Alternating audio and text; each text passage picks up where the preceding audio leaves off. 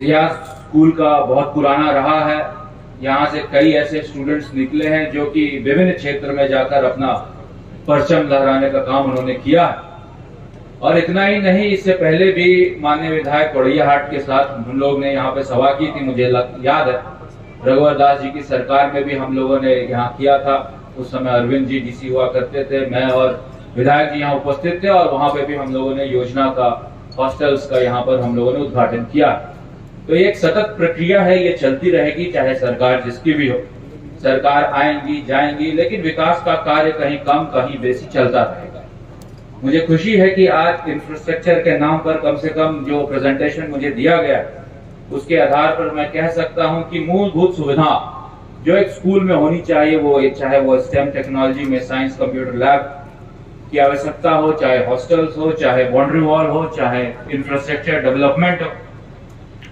मुझे ऐसा उम्मीद है कि सारी चीजों को बिंदुवार तरीके से ध्यान में रखते हुए इसका जो है निष्पादन कर दिया गया है और ये आज की डेट से ये चालू हो जाएगा, बच्चों के लिए होगा। विलंब हो सकता है, थोड़ा विलंब कोई भी इंफ्रास्ट्रक्चर डेवलपमेंट में निश्चित तौर पर आता है।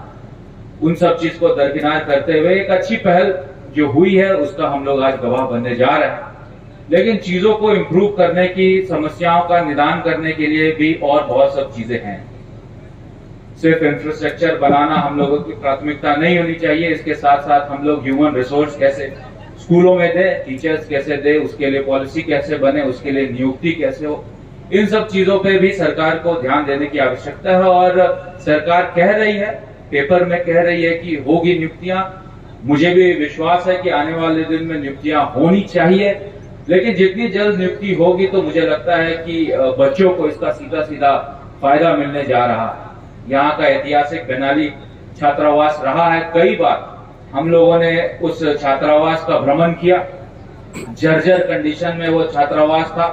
मुझे आज वो खुशी है कि ये छात्रावास को डिसमेंटल करते हुए नया छात्रावास वहां पर स्टूडेंट्स के लिए बनाने का काम प्रशासन ने किया है। इसलिए तमाम स्टूडेंट्स को जो उसके लिए संघर्षशील थे, कई बार हम लोगों ने इस पे चर्चा की थी, डीएमएफटी में इसकी कई बार आवाज उठी थी और आज अंततः गतवा मुझे पूरा विश्वास है कि जब छात्रावास बनकर तैयार हुआ है तो यहाँ के बच्चों के लिए एक वरदान साबित होगा। इससे पहले भी हम लोगों ने SC/ST छात्रावास का जीर्णोद्धार कराया, ओबीसी छात्रावास का जीर्णोद्धार कराया। यहाँ पर अडानी के माध्यम से स्मार्ट क्लास हम लोगों ने शुरू किया। मेरे प्रयास से यहाँ पर जो है लाइब्रेरी को हम लोगों ने स्थापित किया। और जो समस्याएं हैं, छोटी मोटी समस्याएं आते रहती थी, जाते रहती थी, उसका हम लोग समय समय पर निराकरण करने का भी प्रयास कर रहे थे। इसलिए आज हम लोग यहाँ उपस्थित हुए हैं। माननीय विधायक जी भी यहाँ उपस्थित है सरकार में, और उनकी आवाज सरकार तक जाती है और उनकी सलाह भी सरकार मानती है।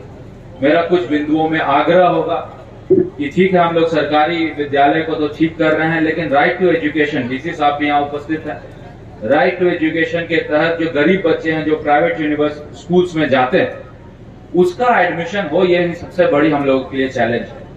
आज जितने भी प्राइवेट स्कूल्स गोटा में चल रहे हैं, सभी को राइट टू एजुकेशन के तहत फ्री ऑफ कॉस्ट ओबीसी, पिछड़े वर्ग, SC/ST लोगों के बच्चों के छात्रों का एडमिशन लेना। लेकिन दुर्भाग्य कहिए कि बहुत सब स्कूल इसको इम्प्लीमेंट नहीं कर पा रहा है। विधानसभा में मैंने भी आवाज उठाया और मुझे याद है कि प्रदीप यादव जी ने भी इस बात को उठाया कि राइट टू एजुकेशन का इम्प्लीमेंटेशन कैसे जिले में ठीक तरह से हो, इस पे डीसी साहब को थोड़ा सा संज्ञान लेने की जरूरत है। साथ साथ कस्तूरबा विद्यालय हो, उसमें इंफ्रास्ट्रक्चर की तो जरूरत है ही है, लेकिन बेसिक चीजें जो है, जैसे पानी की व्यवस्था ठीक हो जाए, सिक्योरिटी हो जाए अच्छी। अभी हाल ही पथरगामा में एक आवेदन आया था पानी की व्यवस्था को लेकर, चर्चा भी हम लोग करते हैं कि सब चीज ठीक हो जाएगा, लेकिन कहीं ना कहीं आपाधापी में कुछ बेसिक चीज छूट जाती है। उन बेसिक चीजों को भी ठीक करने की आवश्यकता है। GMFT फंड हमारे पास है, जिसके आधार पर तत्काल तुरंत हम लोग काम शुरू कर सकते हैं। हम लोगों ने अपने बोर्ड के मीटिंग में इस चीज को डिस्कशन किया था और इस पे भी हम लोग एक सामंजस्य बनाकर आगे बढ़ने का काम कर रहे हैं कि किस प्रकार इन सब चीजों को हम लोग ठीक कर सके। इसलिए तमाम सुख सुविधाओं के साथ सरकारी स्कूल लैस हो जाए, इसके लिए हम लोगों को प्रयास करना चाहिए और प्रयास भी कर रहे हैं। और इसका सीधा सीधा फायदा यहाँ की जनता को मिलेगा।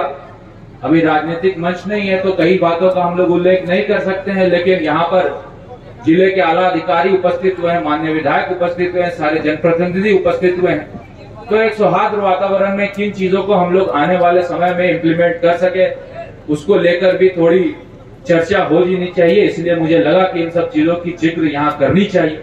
अच्छी शिक्षा मिलेगी तो जो नेक्स्ट जनरेशन है वो अच्छे से पढ़ेगा, और जब अच्छे से पढ़ेगा तो कॉम्पिटिटिव एग्जाम में वो अच्छा काम करेगा।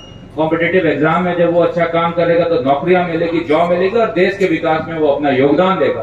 तो इसकी जो कड़ी की शुरुआत जहाँ से होती है, स्कूल से, आज हम लोग वहाँ उपस्थित हुए हैं, जहाँ पर मॉडल स्कूल की तरह +2 को बनाया जा रहा है। मुझे पूरा उम्मीद है कि सरकार की जो सोच है वो धरातल पे उतरे।